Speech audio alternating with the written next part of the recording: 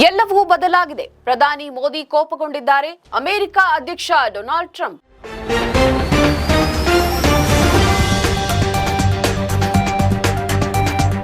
ಭಾರತದ ಮೇಲೆ ಹೇರಿರುವ ಸುಂಕದಿಂದಾಗಿ ಪ್ರಧಾನಿ ನರೇಂದ್ರ ಮೋದಿ ನಮ್ಮ ಮೇಲೆ ಕೋಪಗೊಂಡಿದ್ದಾರೆ.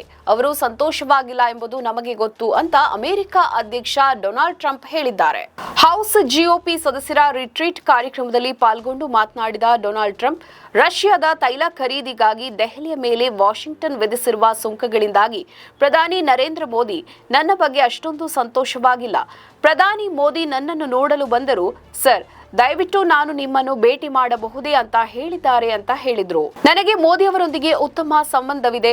ಅವರು ನನ್ನ ಬಗ್ಗೆ ಅಷ್ಟೊಂದು ಸಂತೋಷವಾಗಿಲ್ಲ, ಏಕೆಂದರೆ ಅವರು ಈಗ ತೈಲವನ್ನು ತಯಾರಿಸುತ್ತಿಲ್ಲವಾದ್ದರಿಂದ ಅವರು ಬಹಳಷ್ಟು ಸುಂಕಗಳನ್ನು ಪಾವತಿಸುತ್ತಿದ್ದಾರೆಂದು ನಿಮಗೆ ತಿಳಿದಿದೆ. ಆದರೆ ಅವರು ಈಗ ರಷ್ಯಾದಿಂದ ತೈಲ ಖರೀದಿಸುವುದನ್ನು ಗಣನೀಯವಾಗಿ ಕಡಿಮೆ ಮಾಡಿದ್ದಾರೆ ಅಂತ ಟ್ರಂಪ್ ಹೇಳಿದ್ರು. ಅಪಾಚೆ ಹೆಲಿಕಾಪ್ಟರ್ ಒಪ್ಪಂದ.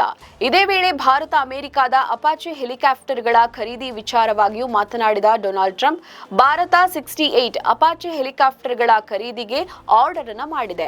ಅಮೆರಿಕದ ಮಿಲಿಟರಿ ಹಾರ್ಡ್ವೇರ್ ಸ್ವೀಕರಿಸುವಲ್ಲಿನ ವಿಳಂಬದ ಬಗ್ಗೆ ಭಾರತ ಕಳವಳ ವ್ಯಕ್ತಪಡಿಸಿದೆ ಮತ್ತು ಈ ಸಮಸ್ಯೆಯನ್ನು ಈಗ ಪರಿಹರಿಸಲಾಗ್ತಾ ಇದೆ.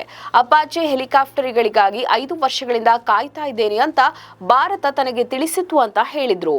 ಇದಕ್ಕೂ ಮೊದಲು ಟ್ರಂಪ್, ಭಾರತವು ರಷ್ಯಾದ ತೈಲ ವಿಷಯದಲ್ಲಿ ಸಹಾಯವನ್ನ ಮಾಡದಿದ್ದರೆ, ರಷ್ಯಾ ಉಕ್ರೇನ್ ಯುದ್ಧಕ್ಕೆ ನೇರವಾಗಿ ಬೆದರಿಕೆಯನ್ನ ಒಡ್ಡಿದ್ದರೆ ಅಮೆರಿಕವು ಸುಂಕಗಳನ್ನ ಮತ್ತಷ್ಟು ಹೆಚ್ಚಿಸಬಹುದು ಅಂತ ಎಚ್ಚರಿಕೆಯನ್ನ ನೀಡಿದ್ರು.